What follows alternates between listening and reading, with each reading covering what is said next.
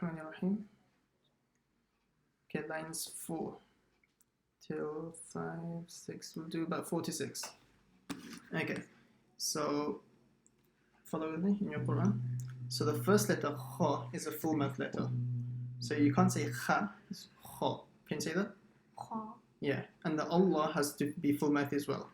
So listen to Khatamallahu. Khatamallahu. Yeah, well done, that was good. Okay, next is the ayn. So you need to try and pronounce the ayn properly. Ala qulubihim. Try to say the qa. Qulubihim. Yeah, and do you know why the lu is stretched? What's the rule called?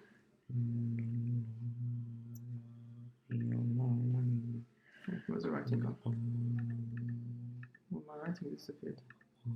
Okay, it's the madda asli rule. Lu. Remember, a waw sakin stretches a dhamma letter. Yeah? A pesh letter. Ala qulubihim. Ala Qulubihim.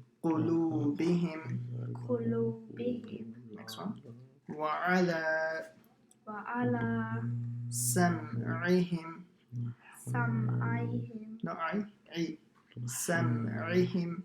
Sam'ihim. You're saying I. It's ayn with a kasra is I. Try it. Say I.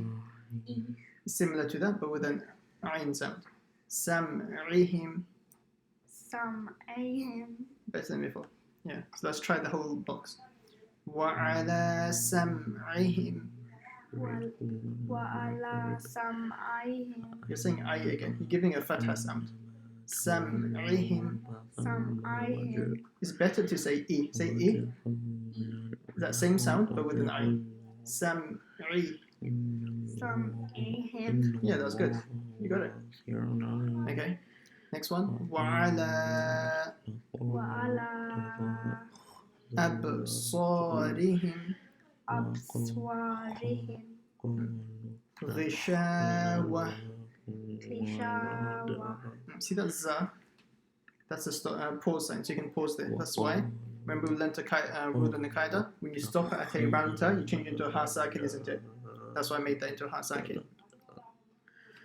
Okay, so I want you to practice up till here. So remember the rule. You have to read the entire box in one go. If you take a breath inside the box, then that will be a mistake. So just practice that for now.